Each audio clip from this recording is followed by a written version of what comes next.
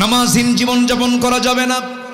কিয়ামতের দিন সর্বপ্রথম বান্দাকে আল্লাহ রাব্বুল আলামিন জিজ্ঞাসা করবেন কি বিষয় নিয়ে বলেন, আরো জোরে বলেন কি নিয়ে বলেন?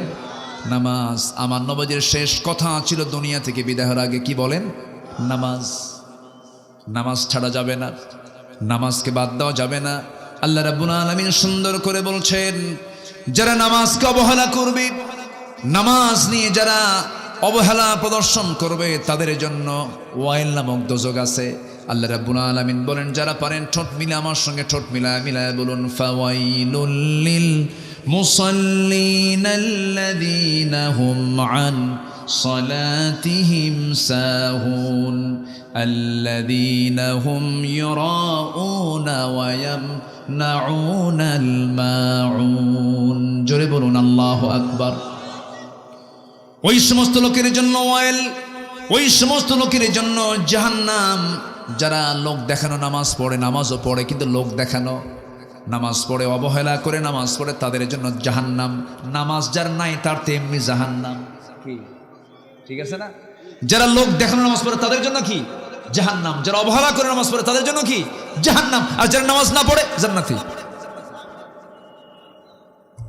নামাজ পড়েও জাহান্নামে যাবে, আর নামাজ না পড়লে কই যাবে? সেখানে তো কোনো প্রশ্নই নাই। কোরআনকে প্রশ্ন করুন, কোরআন বলো জাহান্নামে যাওয়ার কারণগুলো কি কি। কোরআন বলে দিচ্ছে, মা সালাকাকুম ফি সাকার ক্বালু লাম নাকু মিনাল মুসাল্লিন ওয়া লাম নাকু নুতঈমুল মিসকিন। জাহান্নামবাসীকে বলা হবে, ও সাকারের অধিবাসী। সাকার একটা দোজকের নাম। দোজকের নাম মোট কয়টা বলেন? বলেন কয়টা? 7টা। মোট 7টা দোজক, এর মধ্যে সাকার নামক একটা দোজক। সাকারের অধিবাসীকে বলা হবে, ও সাকারের অধিবাসী, আজকে তোমরা সাকারে কেন, দোজকে কেন? তারা বলবে 4টা কাজ করে আসি নাই। কয়টা কাজ শুনবেন? আগ্রহ আছে? নাম্বার 1 হলো নামাজ। আজান শুনেছি খুব সুন্দর করে মুয়াজ্জিন আজান দিয়েছে, আজান শুনেছি, মসজিদে যাই নাই, নামাজে আদায় হয় নাই, নামাজে হাজির হই নাই, আজকে সেই জন্য আজকে আমরা সাকার নামক দোজকে। তাহলে চিন্তা করে দেখুন, জাহান্নামে যাবার 1 নাম্বার কারণ হলো কি? ছেড়ে দেওয়া। বলেন নামাজ ছেড়ে দেওয়া। তাহলে আজকে আমার দেশে সবচেয়ে বড় অপরাধ কি হচ্ছে বলেন? কি ছেড়ে দেওয়া? নামাজ ছেড়ে দেওয়া। এই অপরাধটা বড়, সবচেয়ে বড় অপরাধ। এই চিন্তা কারো নাই, এই চিন্তা নিয়ে কেউ কথা বলে না। অথচ আল্লাহ রাব্বুল আলামিন বলছেন, রাষ্ট্র গঠন করবা, 4টা আইন দিচ্ছে। 1 নাম্বার আইন হলো তোমরা রাষ্ট্র গঠন করার সঙ্গে সঙ্গে জাহান্নাম থেকে বাঁচার জন্য জাতিকে নামাজের ব্যবস্থা করে দিবা। জোরে কোন সুবহানাল্লাহ। কার কথা? মোল্লার কথা না, আল্লাহর কথা।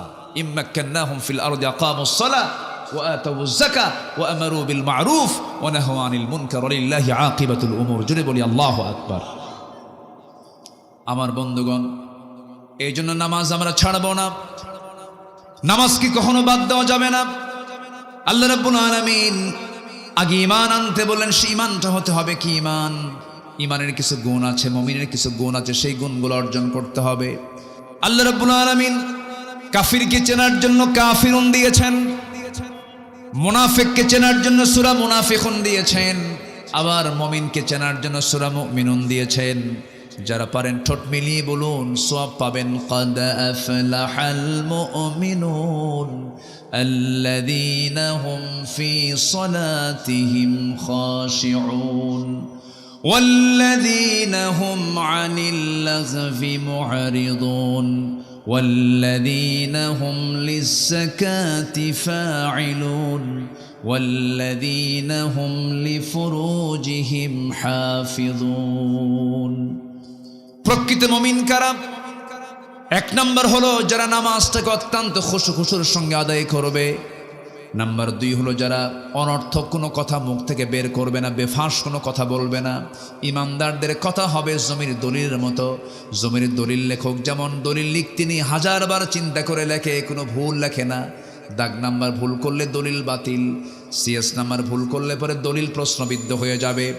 দলিল লেখক যেমন দলিল করতে নিয়ে যেমন নিখুঁত করে বারবার দেখে দেখে চেষ্টা করে লেখেন, ইমানদার যখন চলবে তার কথা হবে জমির দলিলের চাইতে অত্যন্ত যত্নশীল। সে মুখ থেকে বেফাস একটা কথাও বলবে না, অযাচিত কোনো কথা মুখ থেকে বের হবে না, মিথ্যা তো দূরেই থাক, অপ্রয়োজনীয় কোনো কথা মুখ থেকে বের হবে না। ইমানদারের প্রত্যেকটা জিহ্বার ব্যাপারে কে রেকর্ড করেন বলেন? আসতে বলবেন না, কে রেকর্ড করেন? মা ইয়ালফিযু মিন কাওলিন ইল্লা লাদাইহি রাকীবুন আতীদ ওয়া ইয়ালামু খাইনাতাল আ'য়ুনি ওয়া মা তুখফিস সুদূর। জোরে বলুন আল্লাহু আকবার। এজন্য কথা আগে না চিন্তা আগে? ভালো করে বলেন, কথা আগে না চিন্তা আগে? চিন্তা আগে। আল্লাহ বলছেন বান্দারে, কথা থেকে, মুখ থেকে বেফাস কোনো একটা কথাও বলবা না, যা বলবা চিন্তা করে আগে বলবা, কারণ তোমার কথার ব্যাপারে একদিন জিজ্ঞাসিত হবে। আল্লাহ রাব্বুল আলামিন সুন্দর করে বলেন, লাইসাল বিররা আন তুওয়াল্লু ফুজুহাকুম কিবালাল মাশরিকি ওয়াল মাগরিবি ওয়ালাকিন্নাল بر من آمن بالله واليوم الآخر والملائكة والكتاب والنبيين وآتى المال على حبه ذوي القربى واليتامى والمساكين وابن السبيل والسائلين وفي الرقاب وأقام الصلاة وآتى الزكاة والموفون بعهدهم إذا عاهدوا والصابرين في البأساء والضراء وحين البأس أولئك الذين صدقوا وأولئك هم المتقون। জোরে বলুন আল্লাহু আকবার। আল্লাহ রাব্বুল আলামিন বলেন, ঠাকঠুক মেরে তুমি তোমার চেহারা কিবলামুখী করলে, পূর্ব অথবা পশ্চিম দিক, কয়েকটা সেজদা মারলে আর ভাবতেছ আমি ইমানদার হয়ে গেছি। না না, শুধু চেহারা ঘুরালে ইমানদার হওয়া যায় না, পুণ্য হাসিল করা হয় না। প্রকৃত ইমানদার হওয়ার জন্য, প্রকৃত পুণ্য লাভ করার জন্য তোমার এক নাম্বার কাজ হলো তোমাকে ঈমান আনতে হবে। ভালো করে কি আনতে হবে? ঈমান আনতে হবে আগে। কার প্রতি ঈমান আনতে হবে? আল্লাহ নিজে আবার ব্যাখ্যা দিচ্ছেন, নিজেই এক্সপ্লেন করছেন, তাফসীর করছেন।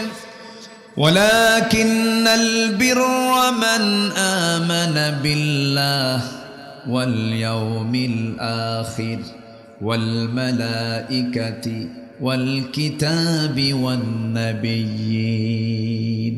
কয়টা বলেন? কয়টা? শুধু একজনকে মানলাম, আল্লাহকে মানলাম, রাসূলকে মানলাম না, হলো না। রাসূলকে মানলাম, কিতাবকে মানলাম না, হলো না। আবার কিতাবকে মানলাম, শুধু নামাজে মানলাম, সমাজে মানলাম না, তাও হলো না। ঠিক কি না? কোরআন শুধু নামাজে মানব, সমাজে মানব না, এটা তো প্রতারণা, এটা ধোঁকাবাজি, কারসাজি এগুলো। কোরআন শুধু ধর্মীয় কিতাবের নাম নয়, কোরআন হচ্ছে complete and balanced code of life, পরিপূর্ণ ভারসাম্যপূর্ণ একটা জীবন ব্যবস্থা। অপূর্ণাঙ্গ না পূর্ণাঙ্গ? সব আছে এর মধ্যে। আপনি কি চান? এর মধ্যে ওষুধও আছে। সুবহানাল্লাহ বলবেন না? এমন ওষুধের তথ্য আছে যা পৃথিবীর কোন ওষুধ কোম্পানিতে নাই। এটা কিয়ামত পর্যন্ত কোন ওষুধ কোম্পানি ওষুধ বানাতেও পারবে না। বলবো? একটু বলি, শোনেন। পৃথিবী কিয়ামত পর্যন্ত কোন মানুষ এই ওষুধ বানাতে পারবে না যা খুলনাতে উৎপন্ন হয়, সুন্দরবনে হয়। বলেন কি হয়? বলেন কি হয়? মধু। এই মধু পৃথিবীর কোনো ফার্মাসিউটিক্যাল কোম্পানি বানাতে পারবে? আসতে বলবেন না, পারবে? ক্ষমতা আছে কারো? কোনোদিন হবে না। কোরআন দেখেন কি তথ্য দেয়। আপনি শুধু যে ভাববেন যে কোরআন শুধু নামাজের কথা বলে, দেখেন কি তথ্য দিচ্ছে। 1973 সালে কার্ল ভন ফ্রিচ নামে একজন বিজ্ঞানী মৌমাছির উপরে সে গবেষণা চালায়। তিনি গবেষণা চালিয়ে গোটা পৃথিবীতে চাঞ্চল্য সৃষ্টি করেন এবং তিনি একটা বইও লেখেন। সে বইয়ের নাম হচ্ছে দ্য ড্যান্সিং বিজ। হ্যাঁ, তো উনি কিছু তথ্য দেন, যে তথ্য তিনি দিয়েছেন, যে তথ্যের ভিত্তিতে তিনি নোবেল পুরস্কার পাইছেন, সেই তথ্য ১৫০০ বছর আগে কোরআন দিয়ে দিয়েছে। যেরকম সুবহানাল্লাহ। তাহলে বলেন উনি কি তথ্য দিয়েছেন না তথ্য পাচার করেছেন? তথ্য নিয়েছেন, এখান থেকে তথ্য নিয়েছেন, কোরআন থেকে নিয়েছেন। যেরকম তিনি সর্বপ্রথম ফটোগ্রাফির মাধ্যমে প্রমাণ করে দেখিয়েছেন মূলত ফিমেল ওয়ার্কার মধু সংগ্রহ করে, ফিমেল ওয়ার্কার বি যেগুলো, স্ত্রী মৌমাছি যেগুলো, সেগুলোই মধু সংগ্রহ করে, এটা তিনি নির্ণয় করলেন। অথচ ১৫০০ বছর আগে আল্লাহ রাব্বুল আলামিন ফিমেল ওয়ার্কার বি যে মধু সংগ্রহ করে তা কোরআনে বলে দিয়েছেন। এখানে আলেম উলামা আছেন, দেখেন আমি স্ত্রী মৌমাছির কথা আল্লাহ পাক কেমন করে বলেছেন। আল্লাহ রাব্বুল আলামিন বলেন, وَأَوْحَى رَبُّكَ إِلَى النَّحْلِ أَنِ اتَّخِذِي مِنَ الْجِبَالِ بُيُوتًا وَمِنَ الشَّجَرِ وَمِمَّا يَعْرِشُونَ। জোরে বলুন আল্লাহু আকবার।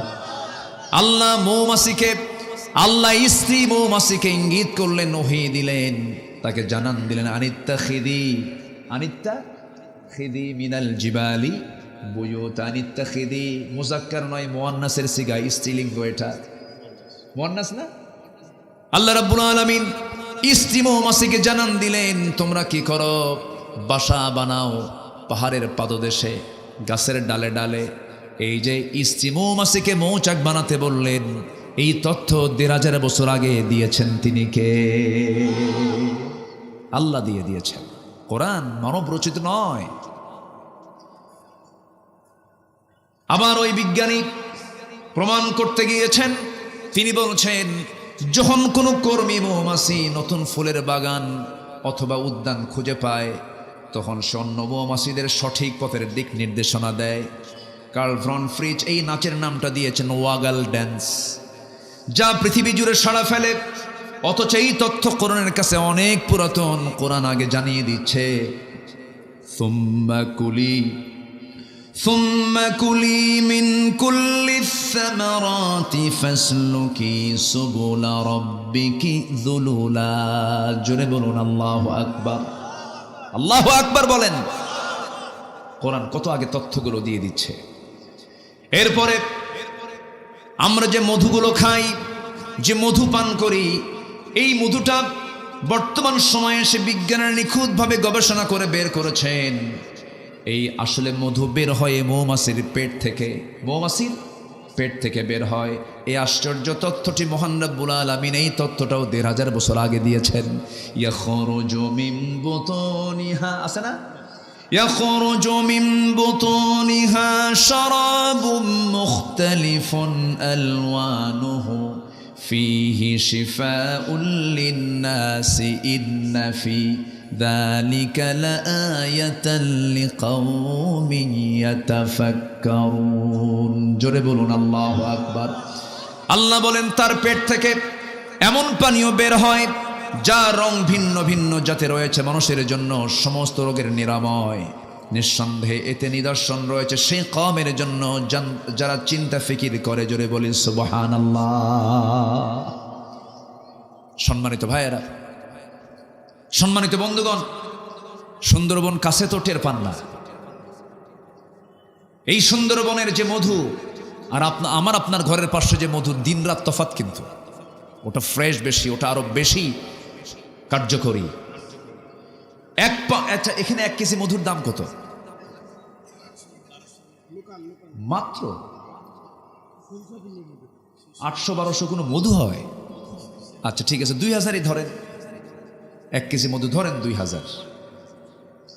কিন্তু ১ পাউন্ড মধু বানাতে, গবেষণায় এসেছে ১ পাউন্ড মধু বানাতে ৫৫০ মৌমাছিকে প্রায় ২০ লাখ ফুলে ভ্রমণ করতে হয়।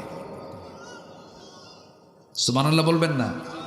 এদের যদি দিন লেবার অনুযায়ী যদি না হতো তাহলে কি করতেন? কি কথা কি বুঝতেছেন আপনারা? পাখা তো নাই আমাদের, ওর তো পাখা আছে। আল্লাহু আকবার। ৫৫০ মৌমাছিকে প্রায় ২০ লাখ ফুলে ভ্রমণ করতে হয়। সেখানে একটা কর্মী মৌমাছিকে 80,000 কিলোমিটার পথ অতিক্রম করতে হয়। 80,000 কিলোমিটার।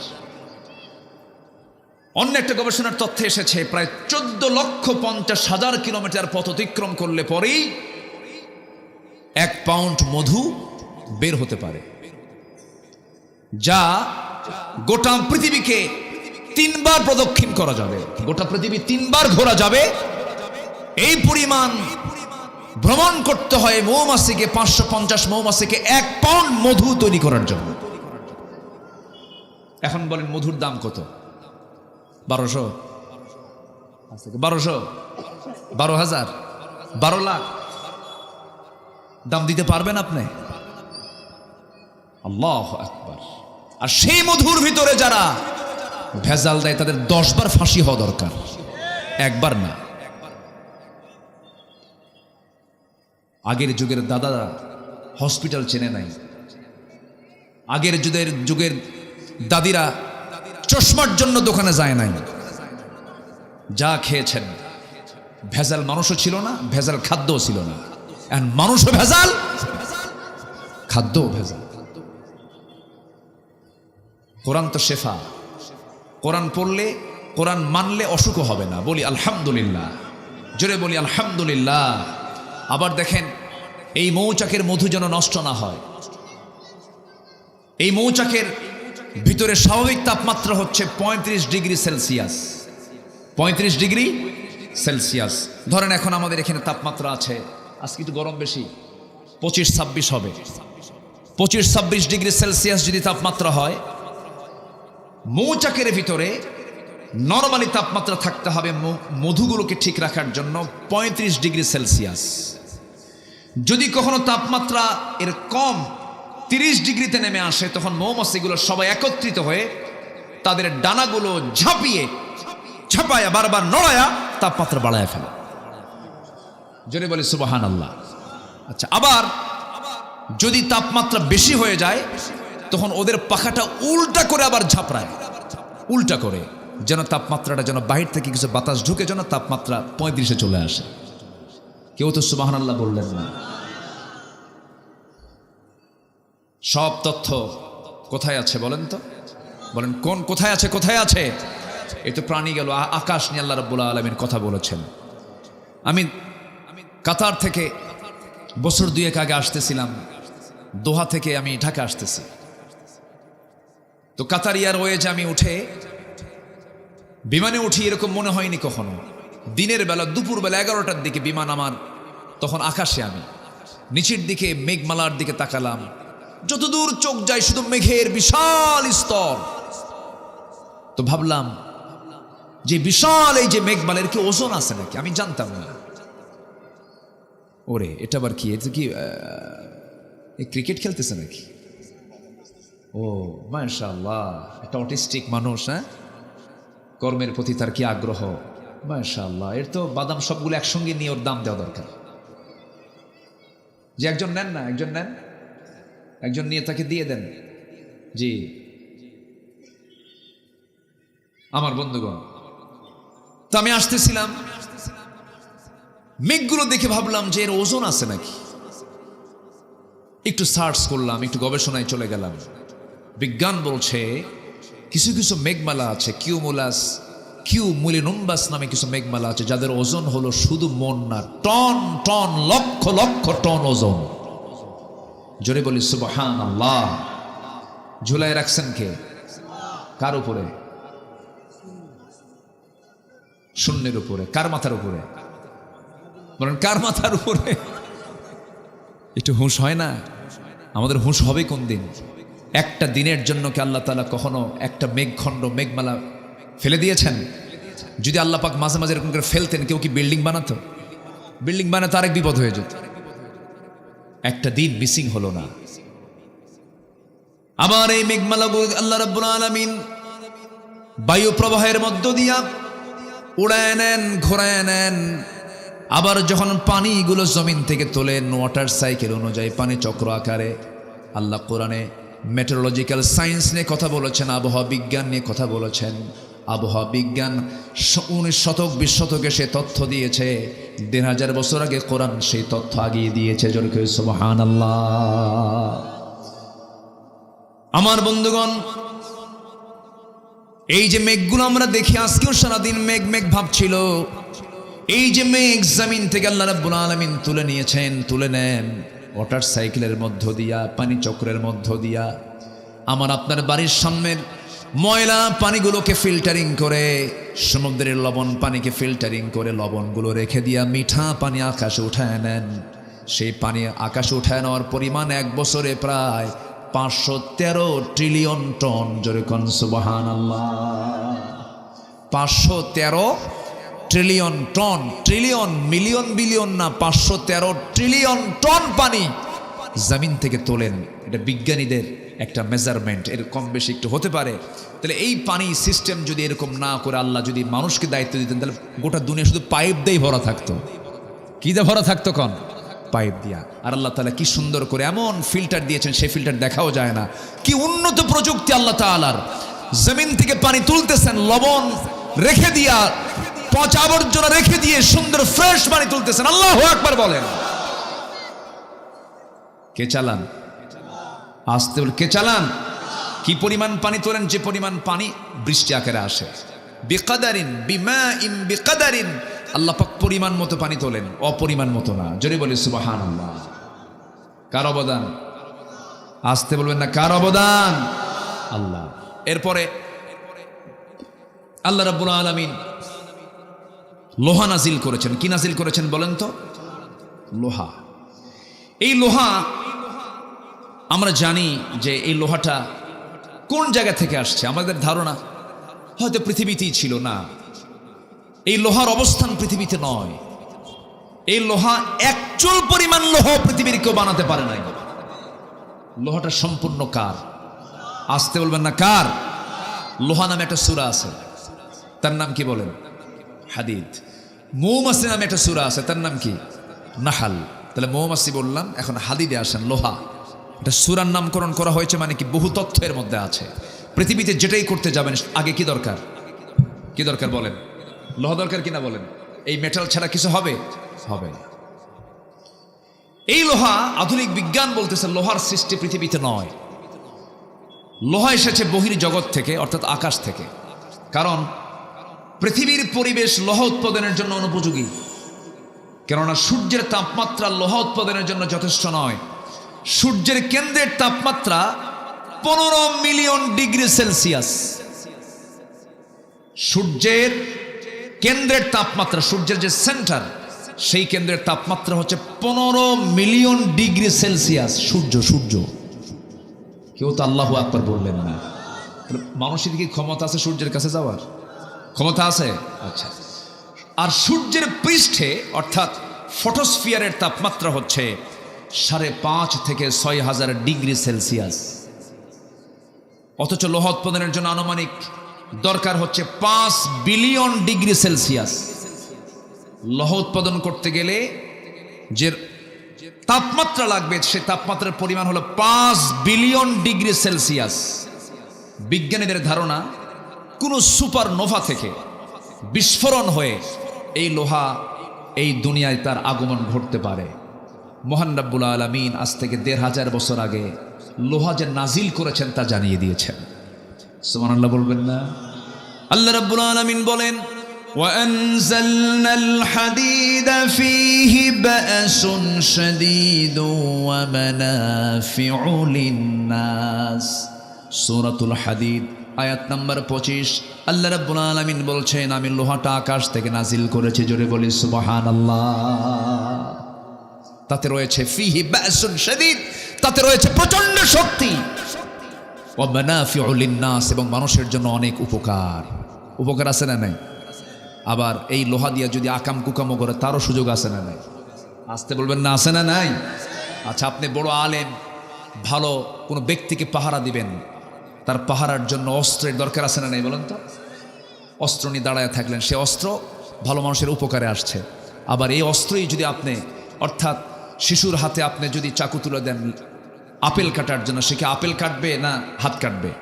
হাত কাটবে। সে আপেলের, তখন আপনি কিন্তু ওই ছুরি দিয়ে আপনি আপেলই কাটবেন, আপনি হাত কাটবেন না।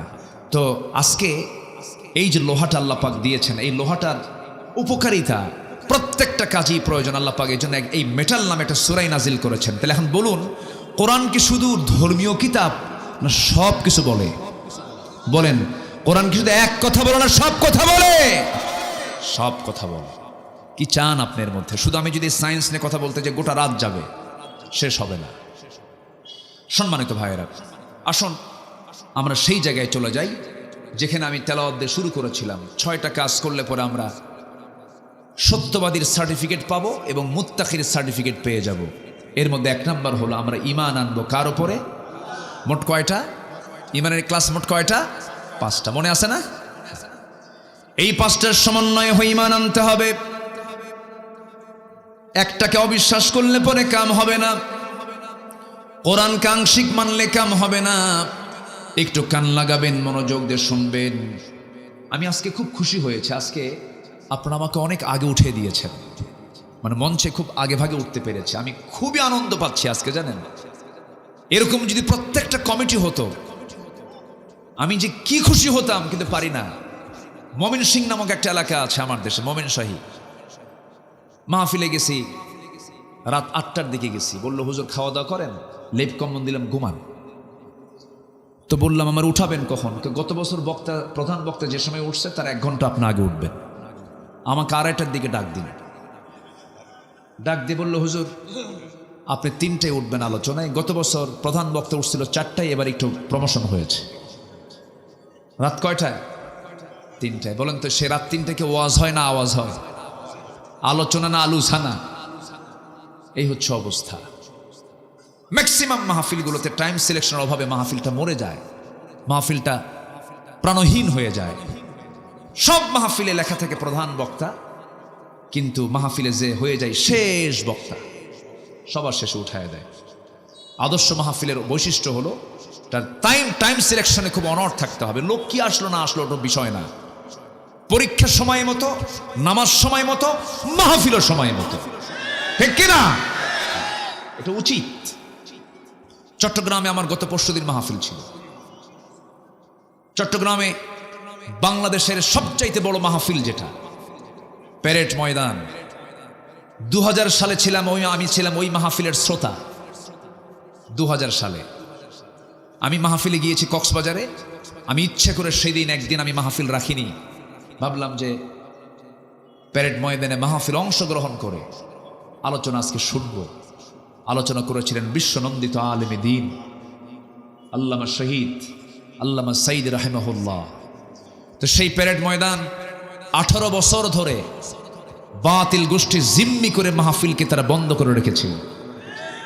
18 বছর 1.5 যুগ মাহফিল করতে দেয়নি। 1977 সালে মাহফিল শুরু হয়। 2006 সাল পর্যন্ত একটানা আল্লামা সাইদ রাহিমাহুল্লাহ তিনি মাহফিল করেছেন 5 দিন ব্যাপী। কয়দিন ব্যাপী? একজন 5 দিন করে 29 বছর তিনি একটানা করেছেন। 2007 সাল বন্ধ হলো। ওই সময় থেকে এই 24 সাল পর্যন্ত, 25 সাল পর্যন্ত, 24 সাল পর্যন্ত ফেরেশতারা বন্ধ রাখছিল। বোঝেন নাই? সেখানে আমি আলোচনায় উঠছি। সেদিন আমি চিফ মেহমান প্রথম দিনের। আল্লামা, আমি তো নগণ্য গোলাম, এলেম কালাম তেমন নাই, মানুষ ডাকে যাই। আমি তো জানি আমি আব্দুল্লাহ আমিন, আমার কুদ্দুর কি আছে? লা ইলমা লানা ইল্লা মা আল্লামতানা, কিচ্ছু নাই। ওই বাবার সঙ্গে আগে হাটে যেতাম। আগে তো ডিজিটাল মেশিনে মাপতো না, আগে মাপতো হলো যে বাটখারা দিয়া, দাড়ি পাল্লা দিয়ে মাপতো। তো বাটখারাগুলো পাশে যেটা ওজন, ওটা পাশে রেখে দিত। আমি দেখতাম, আব্বাকে বলতাম ওগুলো কি? আব্বাকে, আব্বা ওটাই দিয়ে মাপে। সবচেয়ে বেশি ওজন যেটা 5 কেজি নিচে, তার উপরে 2 কেজি, তার উপরে 1000 গ্রাম, তার উপরে 500 গ্রাম, তার উপরে 200 গ্রাম, তার উপরে 100 গ্রাম, তার উপরে 50 গ্রাম, এর উপরে 25 গ্রাম, এর উপরে 20 গ্রাম, এর উপরে 10 গ্রাম। আমি হলাম সেই 10 গ্রাম। বুঝেন নাই? 10 গ্রাম সবার উপরে থাকে, কিন্তু ওজন টোজন তেমন নাই। মানুষ ডাকে যাই। সেখানে আমি আলোচনা উঠেছি কয়টা? 8:15। 8:15 চিফ মেহমান, 8:15 আলোচনা উঠছি। জাস্ট 9:30 থেকে 9:40 মাহফিল শেষ। মাহফিল শেষ, এশার আজান শুরু, নামাজ পড়ে সবাই বিদায়। এটাই তো উচিত ছিল, কিন্তু আমার দেশে এই কালচারটা নাই। তবে এই মাহফিল আমার কাছে খুবই চিত্তাকর্ষক মনে হয়েছে, আমি খুবই খুশি হয়েছে। আল্লাহ তুমি মাহফিল কমিটিকে এর জন্য উত্তম জাযা দিয়ে দাও। জোরে বলি আল্লাহুম্মা আমিন। আমি কি আলোচনা চালাবো? জোরে বলি ইনশাআল্লাহ। তাহলে ঈমান আনবো কার উপরে?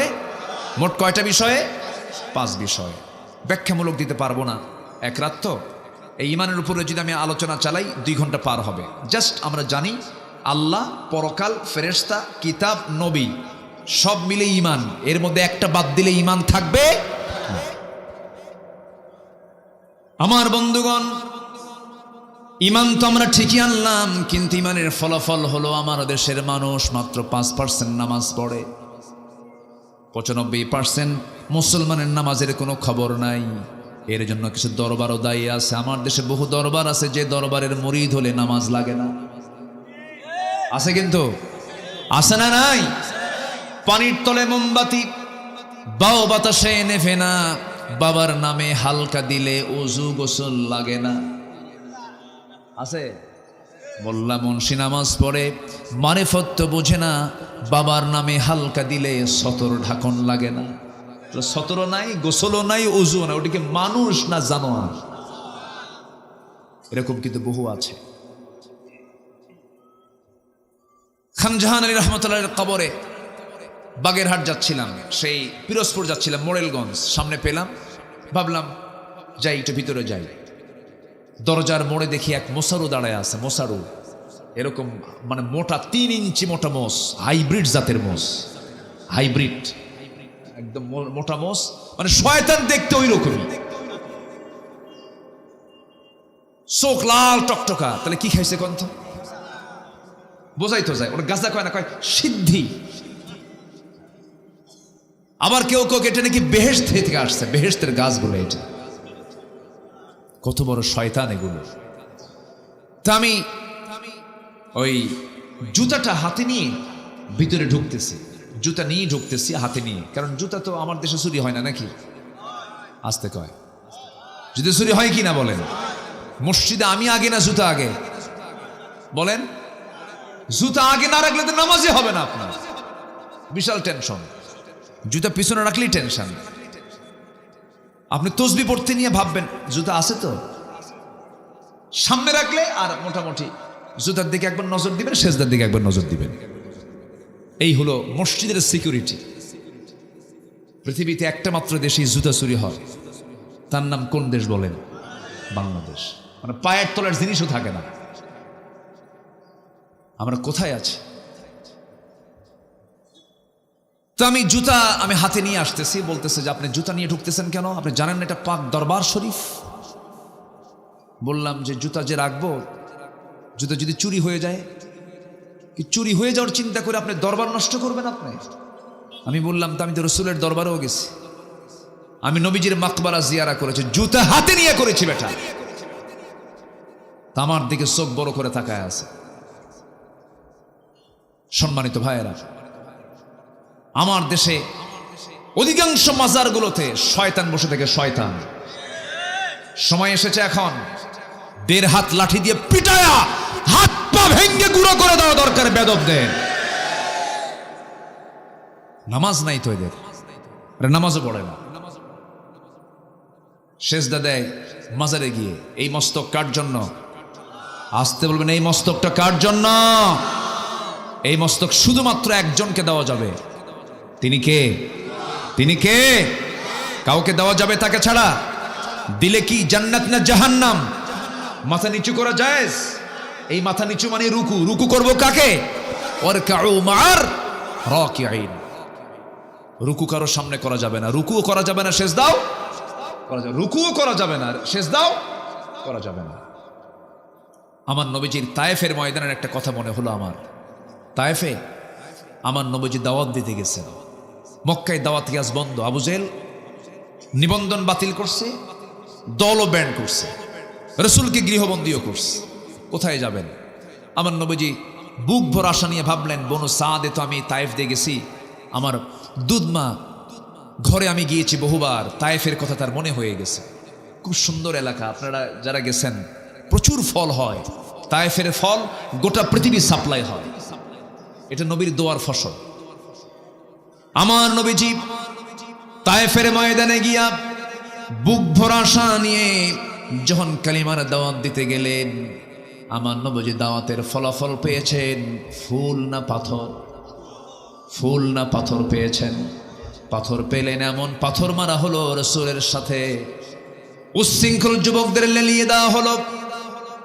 শয়তান মুরব্বীগুলো নিজেরা আগায় না এসে উচ্ছৃঙ্খল যুবকদেরকে লেলিয়ে দিয়েছে। চোকা চোকা পাথর হাতের মধ্যে নিয়ে শত শত যুবক আমার রাসূলকে পাগল মনে করে পাথর মারা শুরু করে দিয়েছে। নবীজির হাতের মধ্যে হাত ঢুকলে পরে তুলার মতো নরম যে হাত ছিল নবীজির কোমল দেহে, পাথরগুলো যখন গিয়ে পড়ল, ফিনকি দিয়ে রক্ত পড়া শুরু হয়ে গেছে। যে নবীজি রাস্তায় হাঁটলে পরে দিনের বেলা সূর্যের কিরণে নবীজি যেন না ঘেমে যান, আল্লাহ পাক সূর্যের নিচে মেঘখণ্ড সবসময়ের জন্য রেখে দিতেন।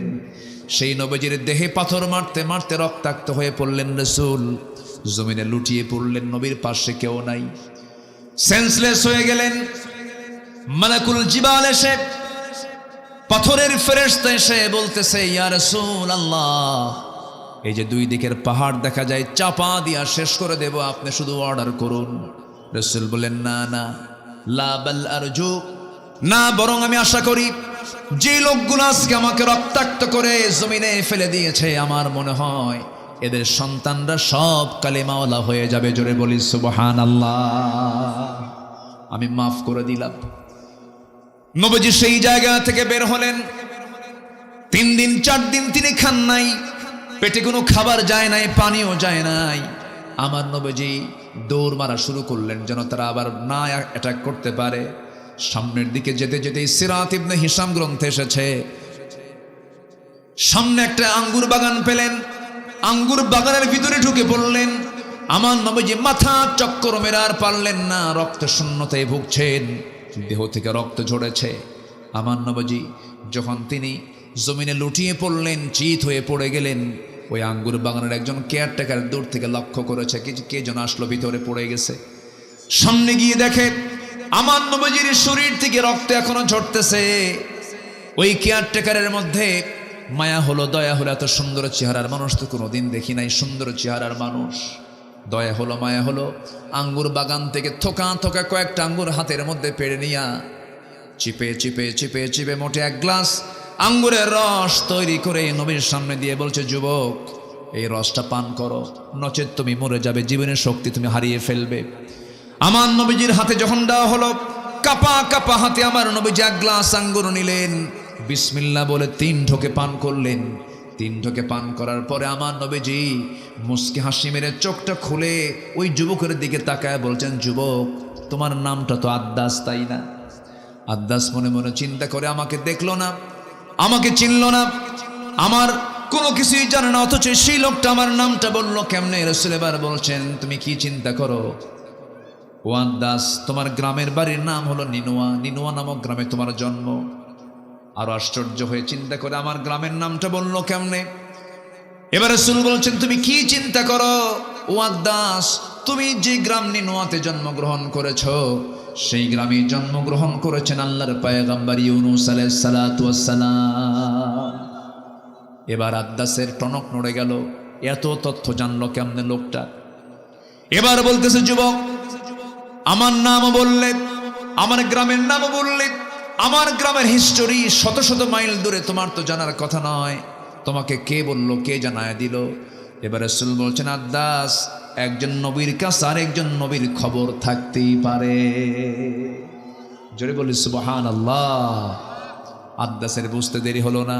আদ্দাস এবার রাসূলকে লক্ষ্য করে বলছেন, ওরে মুহাম্মদ, তুমি মনে হয় আল্লাহ আব্দুল্লাহর পুত্র মুহাম্মদ, যার কথা শুনেছি মক্কায় তার জন্ম, তুমি কি সেই ব্যক্তি নাকি? আমি সেই ব্যক্তি।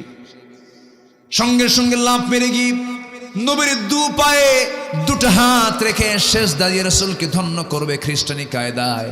রাসূল চান্স দিলেন না, সঙ্গে সঙ্গে সরে গিয়ে আদ্দাসের 2টা হাত শক্ত করে ধরে বুকের সঙ্গে বুক লাগায় দিলেন। সুবহানাল্লাহ বলবেন না? বিশ্বনবী সেজদা নিয়েছেন, আর এই বদমাইশরা সেজদা নেয়, হাত পা ভেঙে গুঁড়া করে দেওয়া দরকার।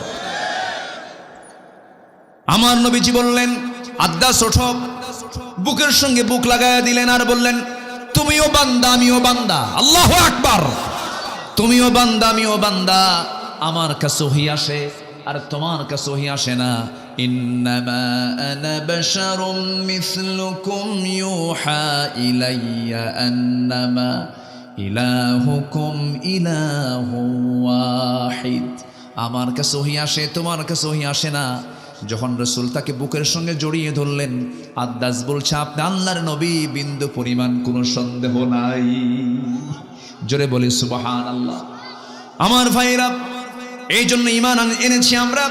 কোনো শিরকির কাছে যাওয়া যাবে না, বেদাতের কাছে যাওয়া যাবে না, কোনো কুফরি হালতের পরিবেশে যাওয়া যাবে না।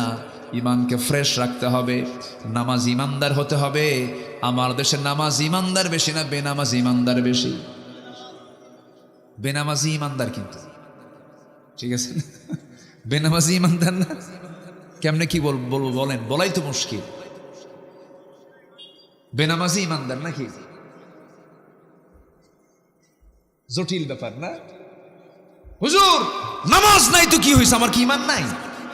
আছে কিনা? আছে কিনা? ওদের সাফা আরো শক্ত না দুর্বল? ওদের সাফা কিন্তু আরো শক্ত। নামাজ না পড়ুক কিন্তু ঈমান আছে। না না, নামাজ যার মধ্যে নাই সে ব্যক্তি প্রকৃত ঈমানদার হতে পারে না। কারণ রাসূল বলেছেন আল ফারকু বাইনাল মুমিন ওয়াল কাফির তারকুস সালাহ। হাদিসটা বড় ভয়ঙ্কর। একজন কাফির এবং একজন মুমিনের মধ্যে পার্থক্য সৃষ্টি করে দেয় হলো নামাজ। নামাজহীন জীবন যাপন করা যাবে না। কিয়ামতের দিন সর্বপ্রথম বান্দাকে আল্লাহ রাব্বুল আলামিন জিজ্ঞাসা করবেন কি বিষয় নিয়ে? বলেন, আরো জোরে বলেন, কি নিয়ে? বলেন নামাজ। আমার নবীর শেষ কথা ছিল দুনিয়া থেকে বিদায় হওয়ার আগে, কি বলেন? নামাজ। নামাজ ছাড়া যাবে না, নামাজকে বাদ দেওয়া যাবে না। আল্লাহ রাব্বুল আলামিন সুন্দর করে বলছেন, যারা নামাজকে অবহেলা করবে, নামাজ নিয়ে যারা অবহেলা প্রদর্শন করবে, তাদের জন্য ওয়াইল নামক দোজক আছে। আল্লাহ রাব্বুল আলামিন বলেন, যারা পারেন ঠোঁট মিলে আমার সঙ্গে ঠোঁট মিলায় বলুন, ফাওয়াইলুল লিল মুসাল্লিন আল্লাযীনা হুম আন সালাতিহিম সাহুন আল্লাযীনা হুম ইউরাউনা ওয়া ইয়ামনাউনাল মাউন। জোরে বলুন আল্লাহু আকবার। ওই সমস্ত লোকের জন্য ওয়াইল, ওই সমস্ত লোকের জন্য জাহান্নাম, যারা লোক দেখানো নামাজ পড়ে, নামাজও পড়ে কিন্তু লোক দেখানো নামাজ পড়ে, অবহেলা করে নামাজ পড়ে, তাদের জন্য জাহান্নাম। নামাজ যার নাই তার তেমনি জাহান্নাম। কি ঠিক আছে না? যারা লোক দেখানো নামাজ পড়ে তাদের জন্য কি? জাহান্নাম। যারা অবহেলা করে নামাজ পড়ে তাদের জন্য কি? জাহান্নাম। আর যারা নামাজ না পড়ে জান্নাতি। নামাজ পড়েও জাহান্নামে যাবে, আর নামাজ না পড়লে কই যাবে? সেখানে কোনো প্রশ্নই নাই। কোরআনকে প্রশ্ন করুন, কোরআন বলো জাহান্নামে যাওয়ার কারণগুলো কি কি? কোরআন বলে দিচ্ছে, মা সালাকাকুম ফি সাকার ক্বালু লাম নাকু মিনাল মুসাল্লিন ওয়া লাম নাকু নুতঈমুল মিসকিন। জাহান্নামবাসীকে বলা হবে, ও সাকারের অধিবাসী। সাকার একটা দোজকের নাম। দোজকের নাম মোট কয়টা বলেন? বলেন কয়টা? 7টা। মোট 7টা দোজক, এর মধ্যে সাকার নামক একটা দোজক। সাকারের অধিবাসীকে বলা হবে, ও সাকারের অধিবাসী, আজকে তোমার সাকারে কেন, দোজকে কেন? তারা বলবে 4টা কাজ করে আসি নাই। কয়টা কাজ শুনবেন? আগ্রহ আছে? নাম্বার 1 হলো নামাজ। আজান শুনেছি খুব সুন্দর করে মুয়াজ্জিন আজান দিয়েছে। আজকে মাগরিবের নামাজ এখানে নতুন মসজিদে পড়েছি। এখানে মসজিদ হয়েছে না একটা, মাগরিবের নামাজ, এটা প্রথম নামাজ হয়েছে না? প্রথম মাগরিবের নামাজ আজকে হয়েছে, বলি আলহামদুলিল্লাহ। আজান হয়েছে, আজান শুনেছি, মসজিদে যাই নাই, নামাজে আদায় হয় নাই, নামাজে হাজির হই নাই। আজকে সেই জন্য আজকে আমরা সাকার নামক দোজকে। তাহলে চিন্তা করে দেখুন, জাহান্নামে যাবার 1 নাম্বার কারণ হলো কি? ছেড়ে দেওয়া। বলেন নামাজ ছেড়ে দেওয়া। তাহলে আজকে আমার দেশের সবচেয়ে বড় অপরাধ কি হচ্ছে বলেন? কি ছেড়ে দেওয়া? নামাজ ছেড়ে দেওয়া। এই অপরাধটা বড়, সবচেয়ে বড় অপরাধ। এই চিন্তা কারো নাই, এই চিন্তা নিয়ে কেউ কথা বলে না। অথচ আল্লাহ রাব্বুল আলামিন বলছেন, রাষ্ট্র গঠন করবা, 4টা আইন দিচ্ছে। 1 নম্বর আইন হলো তোমরা রাষ্ট্র গঠন করার সঙ্গে সঙ্গে জাহান্নাম থেকে বাঁচার জন্য জাতিকে নামাজের ব্যবস্থা করে দিবা। জোরে কোন সুবহানাল্লাহ। কার কথা? মোল্লার কথা না, আল্লাহর কথা। ইম্মাক্কান্নাহুম ফিল আরদি আকামুস সালাহ ওয়া আতাউয যাকাহ ওয়া আমারু বিল মা'রুফ ওয়া নাহাউ আনিল মুনকার ওয়া লিল্লাহি আকিবাতুল উমুর। জোরে বলি আল্লাহু আকবার। আমার বন্ধুগণ, এই জন্য নামাজ আমরা ছাড়ব না। নামাজ কি কখনো বাদ দেওয়া যাবে না। আল্লাহ রাব্বুল আলামিন আগে ঈমান আনতে বললেন। সেই ঈমানটা হতে হবে কি ঈমান? ঈমানের কিছু গুণ আছে, মুমিনের কিছু গুণ আছে, সেই গুণগুলো অর্জন করতে হবে। আল্লাহ পাক সূরা মুমিনুন দিয়েছেন। আমি কি শেষ করে দেব নাকি? এই যে উঠলো কেন এই লোকটা, কি ব্যাপার কি? হ্যাঁ, বসছে তো। হ্যাঁ বসেন, বসেন না। উঠি। কত কাজ কত দিকে আমরা করি। গত 2 বছর আগে আমি কক্সবাজার থেকে মাহফিল করে আসতেছি। চকরিয়ার মোড়ে দেখি বিশাল প্রজেক্টর নিয়ে সব বিশ্বকাপ খেলা দেখতেছে। তা রাত 2টার দিকে হঠাৎ করে আমাকে একজন ফোন দিয়েছে। ফোন দিয়ে বলে, হুজুর আমি আপনার খুব ভক্ত, ওয়াজ শুনি, তো আজকে একটি স্পেশাল দোয়া চাচ্ছে। কি? হুজুর আমি 2 রাকাত নফল নামাজও পড়েছি, আমার দল আর্জেন্টিনা যেন জিতে। তাহলে দেখেন, ওর গোটা রাতের তপস্যা হলো ওর আর্জেন্টিনা যেন জিতে। কত সময় কত দিকে আমাদের খরচ হয় ভাই। আপনি কি জানেন এটা জনসভা নয়, এটা ইবাদতের জায়গা। বলি আলহামদুলিল্লাহ। এটা এখন কিসের জায়গা বলেন? ইবাদতের জায়গা। এই জায়গাটা একসময় আমার আপনার জন্য জান্নাতের কারণ হতে পারে। বিশাল একটা সুযোগ, একটা বিশাল চান্স। এটা আমরা কেউ হাতছাড়া করবো না। জোরে বলি ইনশাআল্লাহ। সবাই বসুন। আমি খুবই খুশি, লোকজন নড়াচড়া করছেন না, যারা আছেন বসে আছেন। বলি আলহামদুলিল্লাহ। সম্মানিত ভাইয়েরা, তাহলে আমরা ঈমান এনেছি কিন্তু ঈমানের গুণ নাই। ওটা কি ঈমান আনা হলো বলেন তো? ছাত্র কিন্তু পড়ে না। বলেন তাহলে কি সে ছাত্র? ছাত্রের কাজ কি হবে? পড়া। আর ঈমানদারের কাজ কি হবে? গুণগুলো নিজের ভিতরে উপস্থিত করা। ঈমানদারের গুণ কি? আল্লাহ রাব্বুল আলামিন কাফিরকে চেনার জন্য কাফিরুন দিয়েছেন, মুনাফিককে চেনার জন্য সূরা মুনাফিকুন দিয়েছেন, আবার মুমিনকে চেনার জন্য সূরা মুমিনুন দিয়েছেন। যারা পারেন ঠোঁট মিলিয়ে বলুন, সওয়াব পাবেন। قد أفلح المؤمنون الذين هم في صلاتهم خاشعون والذين هم عن اللغو معرضون والذين هم للزكاة فاعلون والذين هم لفروجهم حافظون। প্রকৃত মুমিন কারা? 1 নম্বর হলো যারা নামাজটাকে অত্যন্ত খুশুর সঙ্গে আদায় করবে। নাম্বার 2 হলো যারা অনর্থক কোনো কথা মুখ থেকে বের করবে না, বেফাঁস কোনো কথা বলবে না। ইমানদারদের কথা হবে জমির দলিলের মতো। জমির দলিল লেখক যেমন দলিল লিখতে নিয়ে 1000 বার চিন্তা করে লেখে, কোনো ভুল লেখে না। দাগ নাম্বার ভুল করলে দলিল বাতিল, সিএস নাম্বার ভুল করলে পরে দলিল প্রশ্নবিদ্ধ হয়ে যাবে। দলিল লেখক যেমন দলিল করতে নিয়ে যেমন নিখুঁত করে বারবার দেখে দেখে চেষ্টা করে লেখেন, ইমানদার যখন চলবে তার কথা হবে জমির দলিলের চাইতে অত্যন্ত যত্নশীল। সে মুখ থেকে বেফাঁস একটা কথাও বলবে না, অযাচিত কোনো কথা মুখ থেকে বের হবে না। মিথ্যা তো দূরেই থাক, অপ্রয়োজনীয় কোনো কথা মুখ থেকে বের হবে না। ইমানদারের প্রত্যেকটা জিহবার ব্যাপারে কে রেকর্ড করেন বলেন? আসতে বলবেন না, কে রেকর্ড করেন? মা ইয়ালফিযু মিন কাওলিন ইল্লা লাদাইহি রাকীবুন আতীদ ওয়া ইয়ালামু খাইনাতাল আ'য়ুনি ওয়া মা তুখফিস সুদূর। জোরে বলুন আল্লাহু আকবার। এজন্য কথা আগে না চিন্তা আগে? ভালো করে বলেন, কথা আগে না চিন্তা আগে? চিন্তা আগে। এই জন্য আমার চরিত্র সুন্দর করার জন্য আবার একটা মাস স্পেশাল দিয়েছেন, তার নাম হলো রমজান মাস। জিহ্বা ঠিক কর, কি ঠিক কর? জিহ্বা ঠিক করো, খাবার ঠিক করো, খাবার কন্ট্রোল করো, পরিমিত খাও, নিয়ন্ত্রিত জীবনে চলে আসো। ইবাদতের জন্য একটা সাইকেল করে দিয়েছেন রমজান মাস। তাহাজ্জুদটা পড়ো, নামাজের প্র্যাকটিস করো, শেষ রাত্রে ওঠো, খাবার খাও, কোরআন তেলাওয়াত করো, সুন্দর করে একটা মাস ট্রেনিং নিয়ে বাকি 11 মাস চালায় নাও। আল্লাহ চান প্রত্যেক বান্দা জান্নাতে যাক, কিন্তু বান্দা জাহান্নামে যাবে আল্লাহর দোষে না বান্দার দোষে? কার দোষে? বান্দার দোষে। বান্দা নিজেই জাহান্নামে চলে যাবে।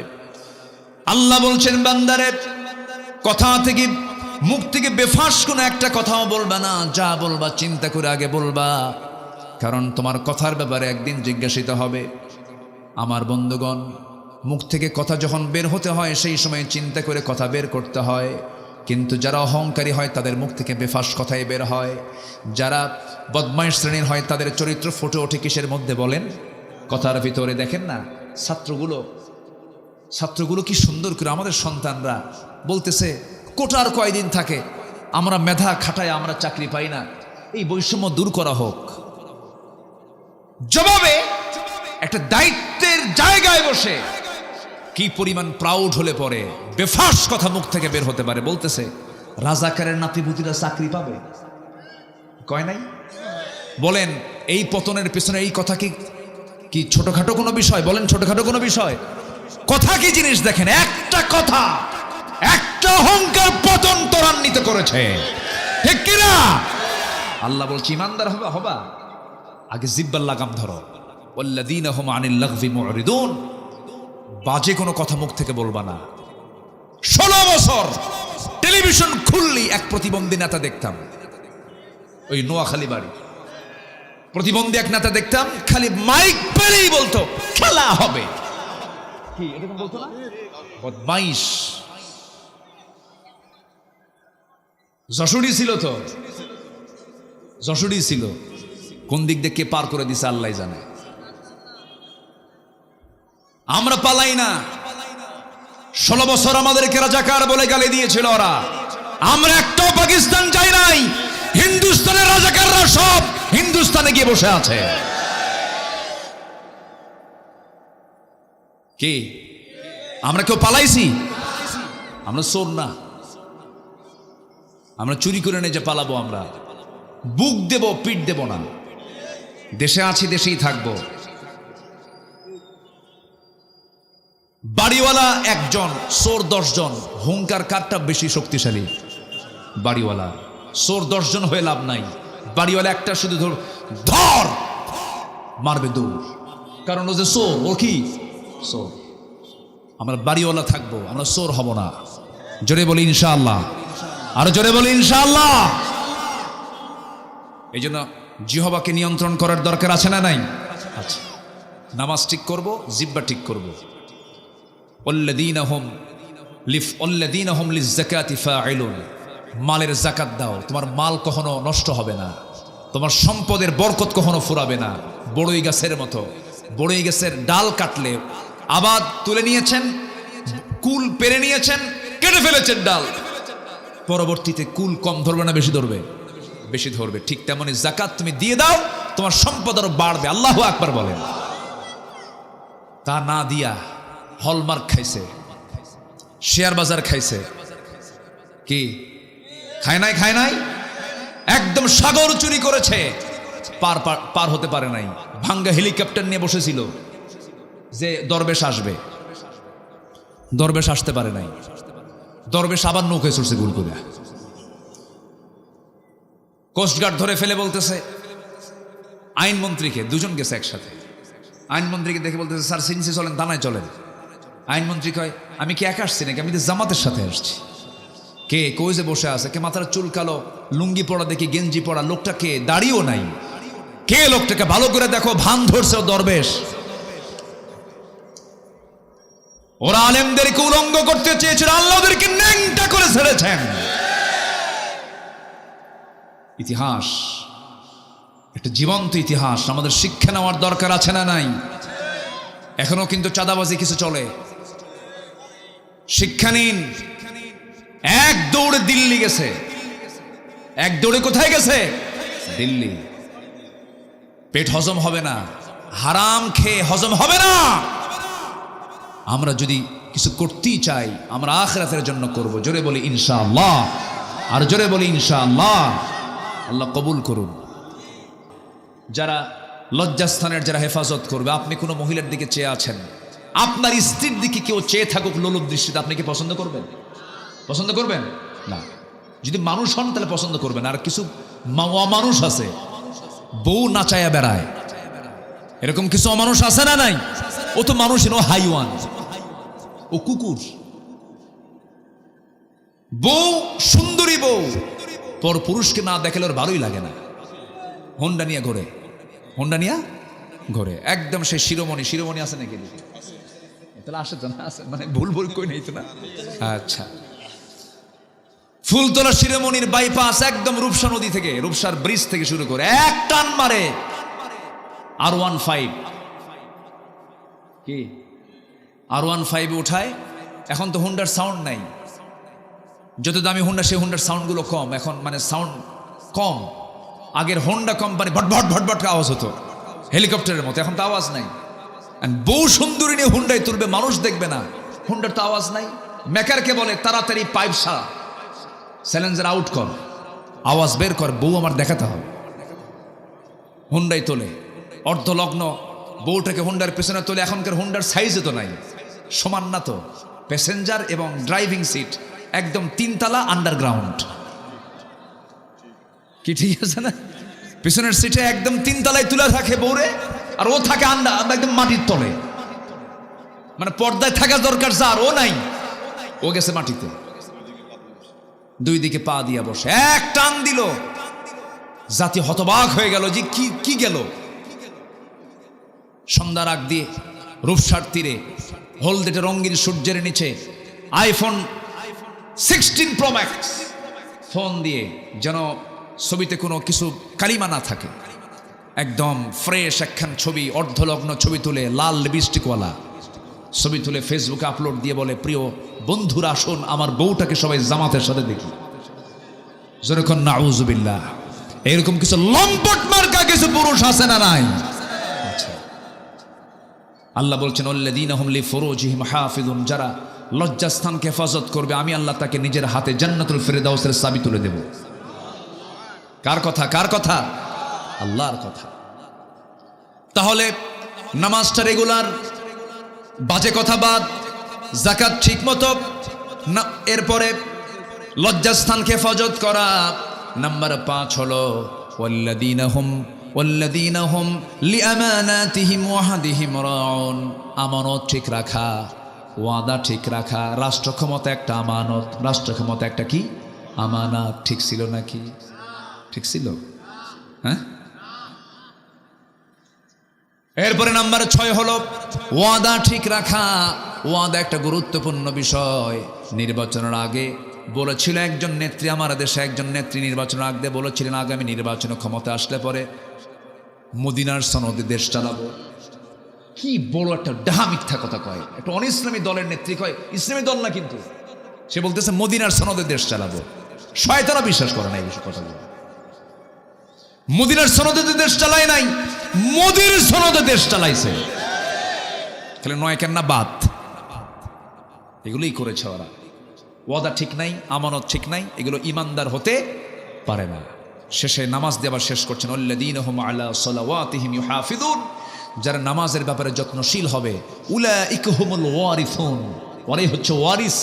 যেরকম বাবার সন্তান ওয়ারিস, আল্লাহ বলছেন উলাইকা হুমুল ওয়ারিসুন, ওরাই হচ্ছে ওয়ারিস।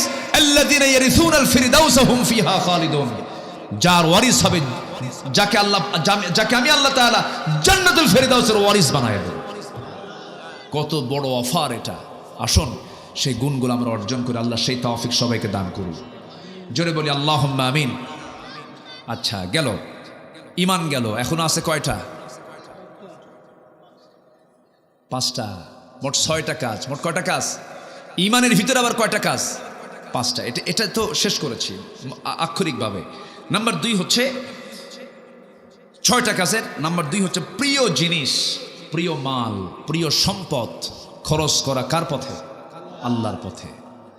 7 দিন ধরে পকেটে ছেঁড়া 2 টাকা ঘোরে, ফকিরও নেয় না, বিড়ির দোকানদারও নেয় না। 7 দিন ওই টাকা পকেটে আসে। কি করা যায়? শুক্রবারে জুমার নামাজ পড়তে যায়, সামনে একটা বাক্স আসে, ওর তো চোখ নাই, ওর চোখ আছে? ও কথা কয়, কথা কয় না। এখন সামনের ওই বাক্স যখন আসে তখন ডানে তাকায় বামে তাকায়, তো দেখলো নাকি আস্তে করে পকেট থেকে সেনা 2 টাকা ঢুকাই দিয়া কয়, আল্লাহ সব দেওয়ার দরকার নেই, থোয়ার জায়গা পেলাম না, দিয়ে গেলাম। এটা কি প্রিয় জিনিস দান করে? আল্লাহ বলছেন তোমার প্রিয় জিনিস খরচ করো। কোথায় কোথায়? যাবিল কুরবা, নিকট আত্মীয়র জন্য খরচ করো, ওয়াল ইয়াতামা, এতিমদের জন্য খরচ করো। কিন্তু মানুষগুলো আজকে এতিমকেও দেয় না, নিকট আত্মীয়কে না দিয়া চলে যায় হলো মাজার শরীফ। কি ঠিক কিনা? অন্য জায়গায় চলে গেল। নিকট আত্মীয়কে আপনি দিবেন আগে, এতিমকে দিবেন, মিসকিনকে দিবেন, পথিককে দিবেন, সাইলকে দিবেন, অফির রেকাব। আপনি এই সমস্ত খাতগুলো আল্লাহ পাক দেখে দিয়েছেন, খরচ কিন্তু এই জায়গায় করতে হবে।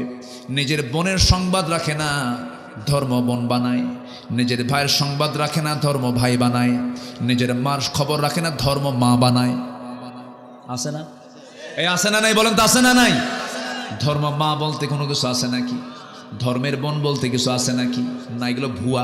এগুলো কি ভুয়া? এগুলো কোনো ভিত্তি নাই, এগুলো হারাম। এগুলো মানবেন না কখনো। নিজের বোনের খবর নেয় না কেন? নিজের বোন বাপ মরে গেছে, সম্পদের জন্য এসে মাঝে মাঝে ভাইকে বলে, ভাই বাপ মারা গেল, এক যুগ হলো, ফুলতলার মোড়ে 10 কাঠা জায়গা আছে, তোমরা বিল্ডিং করে আসো, সেখানে কি আমাদের হক নাই? তোমরা 2 ভাই, আমরা 2 বোন, সেখানে 3টা ভাগ হবে, তোমরা 2 ভাই 2 ভাগ নিয়ে নিয়েছো, 5 শতক 5 শতক 10 শতক, আমরা তো সেখানে পাই 3.5 করে, দিয়ে দাও। কিন্তু এই কথা বললো কেন? ভাই রাগ করে ওই বোনের সঙ্গে আর কথা বলে না, এমন ভাই বুঝি অভয়নগরে নাই? আছে কি না? আছে। বোনকে দেয় না, আবার বোনের কাছ থেকে ফুসলায় কেমনে নেবে, বিভিন্ন চান্স খোঁজে। মাঝে মাঝে বোনকে দাওয়াত দিয়া পিঠা খাওয়ায়, মাঝে মাঝে বোনকে দাওয়াত দিয়া কুমিল্লার রসমালাই, টাঙ্গাইলের চমচম, নাটোরের কাঁচাগোল্লা, বগুড়ার দই, যশোরের খই, আর কি আছে যশোরে? খেজুরের গুড়। আচ্ছা, হ্যাঁ, আমার বন্ধুগণ সবগুলো এক জায়গায় জড়ো করে বোনকে খাওয়ায়, পাশে বসায় বলে, বোন আমার, তুমি আমাদের সবার বড় বোন, মা মরে গেছে, বাপ মরে গেছে, তুমি আমাদের মুরব্বী বোন, রাগ কইরো না, সংসার হয়ে গেছে, তোমার ছেলে মেয়ে হয়ে গেছে, বিয়ে দিছো, আমাদের অংশে তোমার অংশ আছে, তোমার বাবার অংশ আছে, তুমি কিছু পাবে, ঠিক আছে, কিন্তু বোন একটা কথা বলি, কি অংশ নিলে কিন্তু ধ্বংস হয়। দেখেন কত বড় শয়তান ওটা, আছে না নাই? ফতুয়া মানলো, অংশ নিলে ধ্বংস হয়। ঈমান আছে? আজ থেকে ঈমান আছে? আল্লাহ বলতেছেন লিযযাকিরি মিসলু হাজ্জিল উনসাইন, এবং শেষের দিকে বলছেন তিলকা হুদুদুল্লাহ, এগুলো আমার সীমা, এগুলো লঙ্ঘন করবি না, লঙ্ঘন করবি জাহান্নামে ঢুকাবো আমি। যার যে অংশ ভালো করে পাই টু পাই হিসাব করে দিয়ে দিবি। লুঙ্গি রেখে গেছে 3টা বাপ, লুঙ্গিটা ভাগ করে দিবি। এটা ইনসাফ। এটা কি ইনসাফ? কার কথা? কার কথা? কার কথা? আল্লাহর কথা। কোনো কম বেশি করা যাবে না, কোনো কম বেশি করা যাবে না। বরঞ্চ আল্লাহ পাক আগে মেয়ের অংশ, লিযযাকিরি মিসলু হাজ্জিল উনসাইন, আগে ছেলে না মেয়ে, আগে মেয়ের অংশ আল্লাহ পাক আগে বুঝাই দিয়েছেন, মেয়েকে আগে বুঝাই দেয়। তাহলে সম্পত্তি বন্টন আগে শর্ত হলো ছেলেরা বুঝে পাবে না মেয়েরা বুঝে পাবে? মেয়ে। এরপরও নারী সমাজ কয় ইসলাম মেয়েকে ঠকাইছে। একটা নারী স্বামীর সম্পদ পায়, তারপরে ছেলের সম্পদ পায়, বাবার সম্পদ পায়, মায়ের সম্পদ পায়, স্বামীর সম্পদ পায়, কতগুলো খাত তার, সবগুলো জড়ো করলে স্বামীর চাইতে বউয়ের সম্পদ বেশি হয়ে যায়। এক সময় হয়ে যায় স্বামীর সম্পদের, পুরুষের সম্পদের ক্ষয় আছে, আর ওদের সম্পদের কোনো ব্যয় খালি জমে, খালি কি জমে, কোনো ক্ষয় নাই। এরপরে বলতেছে ইসলাম নারীকে ঠকাইছে। ওরা জানেই না ইসলাম নারীকে ঠকাই, যেন জিতে জানেই না, না জেনেই বলে। আল্লাহ তুমি মাদেরকে বোঝার তৌফিক দিয়ে দাও, পর্দা করার তৌফিক দিয়ে দাও। পশ্চিমাদের সংস্কৃতি হলো তারা চামড়া দেখাবে, তারা চামড়া দেখায় ওরা ওদের দাম হাসিল করে, কিন্তু মুসলমানরা চামড়া দেখাবে না, চামড়া ঢেকে রাখবে। মেয়েরা চামড়া দেখাবে না, চামড়া ঢাকবে। ইউরোপ আমেরিকা চামড়া দেখাবে, আর মুসলমানরা কি চামড়া ঢাকবে। এটাই হচ্ছে মুসলমানদের সৌন্দর্য। আসুন আমরা আমাদের পরিবারকে ইসলাম দিয়ে সাজিয়ে তুলি, ইসলাম দিয়ে সাজাবো। জোরে বলে ইনশাআল্লাহ। না রং দিয়ে সাজাবো? বলেন কি দিয়ে সাজাবো? ইসলাম দেশে ইসলামীদের সাজানোর জিনিস, ইসলাম দিয়ে আমরা আমাদের পরিবারকে সাজাবো, আল্লাহ সেই তৌফিক সবাইকে দান করুন। তাহলে মাল খরচ করব কোথায় কোথায়? আগে ধর্মবোন না নিজের বোন? ধর্ম ভাই না নিজের ভাই? নিজের ভাইয়ের জন্য আগে খরচ করব। মাকে দেব, বাবাকে দেব, বাবাকে মাকে দেব, একদম সলিড নিজের অংশ দেব। আর যদি আপনার একটা ভাই যদি খুব অসহায় হয়ে যায়, গরিব, চলতেই পারছে না, আপনি তাকে না বলে জাকাতের অংশ দিতে পারবেন। এই কথাগুলো বলা দরকার, না বললে অনেকের কাছে অস্পষ্ট থাকে, হাই আমার ভাই জাকাত খাবে। আপনি আপনার নিজের ভাইকে না বলে তাকে জাকাতের অংশ দিতে পারবেন, কিন্তু কখনো ভুল করেও কিন্তু মসজিদেও দেওয়া যাবে না, বাপ মারে দেওয়া যাবে না। কি কথা কি বোঝা গেল? বাপ মা জাকাত খাবে? আসতে কয় বাপ মা জাকাত বাপ মা আপনারটা খাবে, আপনারটা আপনি যেটা খান সেখান থেকে খাবে, এটা বাপ মার অধিকার, এটা বাপ মার কি অধিকার। বাপ মাকে দেওয়া সুন্নত না ফরজ? ফরজ। আল্লাহ তুমি সবাইকে বোঝার তৌফিক দাও। নাম্বার 3 ওয়াকামাস সালাহ, যারা নামাজ কায়েম করবে। নাম্বার 4 ওয়াতাজ যাকাত, যারা যাকাত দেবে। নাম্বার 5 যারা ওয়াদা ঠিক রাখবে। অস-সাবিরিনা ফিল বাসা। নাম্বার 6 হচ্ছে সুখে দুঃখে কষ্টে যাতনায় সব জায়গায় ধৈর্য ধরবে। কার উপরে? আল্লাহর উপর। আল্লাহ বলছেন এরাই হচ্ছে সত্যবাদী, এরাই হচ্ছে মুত্তাকি। যেরকম সুবহানাল্লাহ। আলোচনা শেষ।